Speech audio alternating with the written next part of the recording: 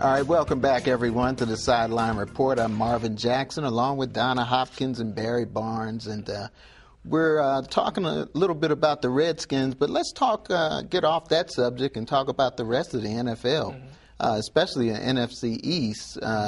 Eagles and the Cowboys, that was a great game, and, Mr. Vick is still doing his thing. Huh?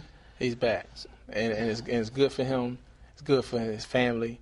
It's good to see that, this young man actually had the opportunity to pick up where he left off at. And the best part about it, he was able to realize his faults. And he had the opportunity to go to a team where he was able to learn and have someone there in the McNabbs that was willing to work with him so that he can become more of a accomplished quarterback in the NFL. So I'm really excited for him. I heard that they faxed him some things a couple times at night. And the next morning, he had them all memorized. I mean, that's how hard he's working. Right. Yeah. I think the second opportunity that comes around, it makes you work a little harder because it's not a gimme that you're going to be around. But what makes Philly so nice and Michael Vick so nice is that McCoy they got a good runner in Kim. He created some things. And then they've got a good receiving core. Wow. Because Deshaun Jackson, it's so funny. I was talking to a Dallas fan at the game, and they said, Dallas won't beat the Eagles won't beat Dallas like they beat the Redskins and so forth, that they won't throw the big bomb. I said, don't be surprised if they don't throw a long one somewhere. The first play, they did the same play that they did on the Redskins. Right, but the thing that opens it up, his offensive line is solid. And the thing about it is Michael Vick creates so many problems because of his feet. Because he's a runner, he moves, and he throws the ball so much better now. Than he did when he was in Atlanta and everything. But that Philly team is solid all the way around, even on the defensive front. Now, the best thing about that was when they assembled all these players to go to Philadelphia, they built it according to how McNabbs was. They wanted to put speed around the Asian quarterback. Now they have a Michael Vick that say, hold up, let's wait a minute. With Michael Vick, with his talents, he's going to magnify the speed that we have.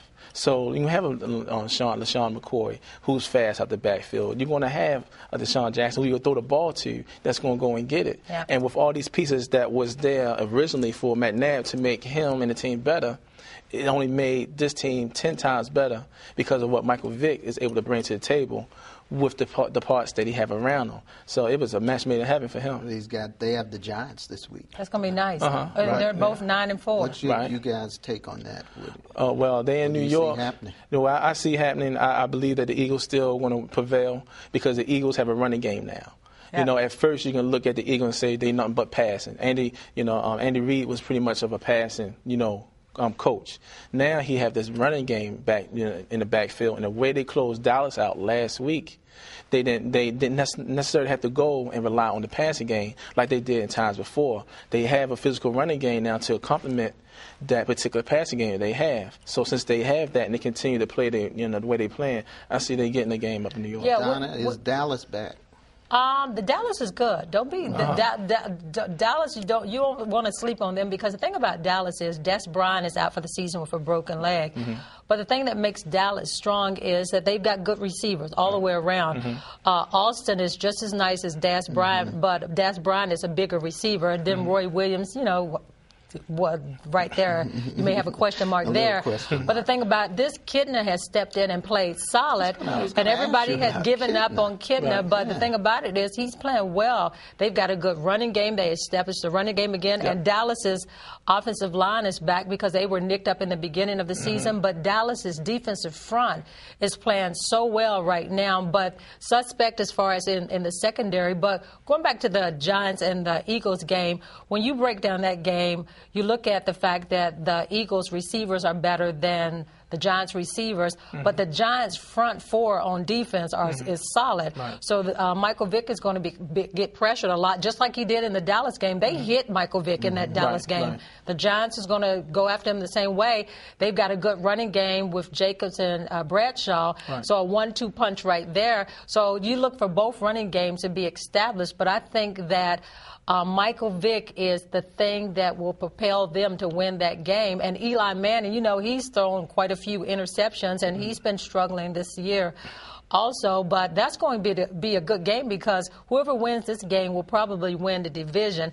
But trust me, Dallas is really nice. A young team. Right. I bet you if Dallas could have it, their way, they'll cut off the first half of the season. Yeah, exactly. And if they was able to do that, they'll be in the playoffs. They'll be in the thick of things within this division. And the thing with the Eagles, back to that game with Hives being gone for the Eagles in the secondary, that's going to be probably a little thing that may give the Giants an edge. But I do see the Eagles pulling that out. But this is Dallas week, This is Dallas week. and one of the things I was saying a couple of weeks ago that it'll be real funny if the Cowboys have a better record than the Redskins. It was funny then, but now the reality sits in. It's like, oh boy. And Dallas is playing pretty good ball right now too. Yeah, they're clicking right now. So who are you picking in that game? Oh, I'm picking Dallas. They're at home. They have.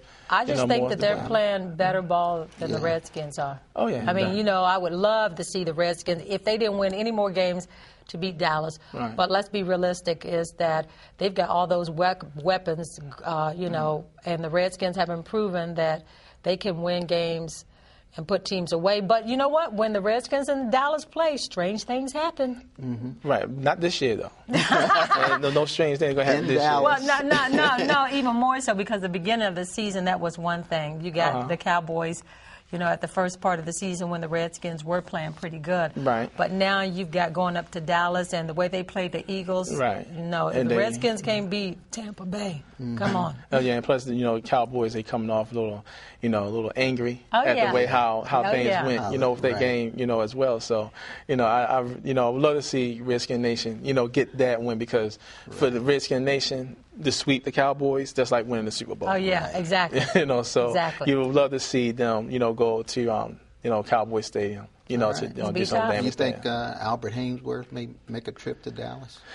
Well, I mean, he'll probably go there for the barbecue. Or tailgating, but he won't be inside of the stadium. He's done with the Redskins, right? Not necessarily, because arbitration, his case goes to court, I think, in the next 7 days or so. So it may be a possibility that that's overturned, that he's able to be, be back on the roster as far as playing. But I think realistic, how court cases can kind of like change from week to week to say, oh, now we're going to have the case in the next month or so.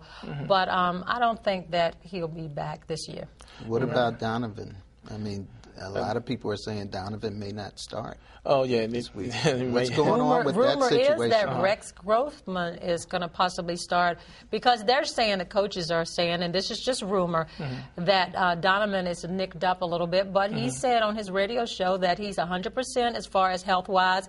He's 100% as far as knowing the playbook. But we all, as athletes, say that we can play when we're hurt and nicked up. But I think the Redskins are trying to, they know that Donavan has struggled this year. Right. Fact be it.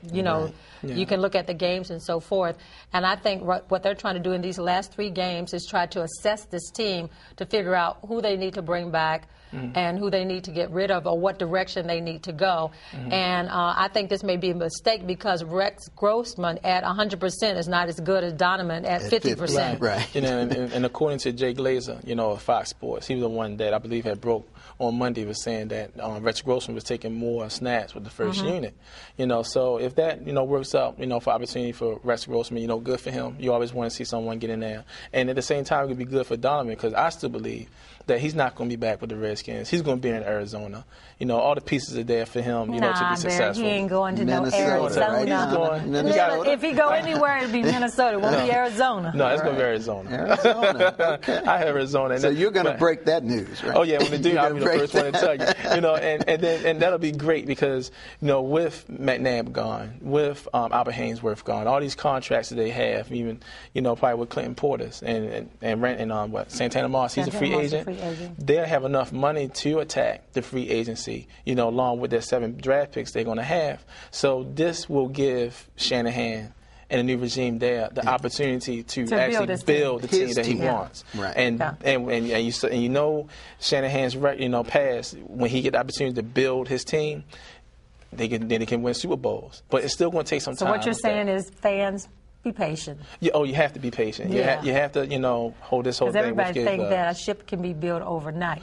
Oh, no. And we no. know that this hasn't been built overnight. It's been some time in coming. Mm-hmm. Oh, no. It's like trying to build a stadium. And for Christmas, have on your list Cam Newton. Yeah. I wrap that gift real good and have it under this tree. Congratulations to Cam Newton. Yes, it is. Heisman Trophy, the greatest Hands player down. in college football this year. I'm glad that his dad didn't show up, though. Yeah. It would have been nice. I would love to see his pop. You would have liked to have seen his that. pop needed to stay at home. I think Barry liked controversy. His father should have showed up, let everybody look at him on television and say, there go the guy that try to get the money for his son. That's now talk. And I've been there cheesing I did something wrong, but my son's still the best player in the country. All right. Barry, what do you want for New Year's?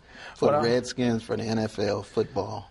Well, first of all, I don't want them to have a lockout next year. No. Okay. They need, I know they're going to, come together, but that's what I want. It needs some NFL football. All right. What about you, Don? Yeah, I think what Barry said is that you want not to have a lockout because it's going to create so many problems as far as just who signed and so forth. So hopefully they can get that done. But I'm so happy that the Dallas Cowboys are not going to be in the Super Bowl at their home stadium this year. All right. So I got that present earlier on. Right. Okay. It would have been nice to see that, though, actually. No, it wouldn't have been. Not for the Cowboys to be there. All right. Well, happy holidays to you. Thank you. And also to you all out there. So thanks for joining us, and we'll be back in the new year. Yeah. All right. All right. So for Donna and Barry and the rest of the Sideline Report team, we'll see you next year. Happy New Year, everyone.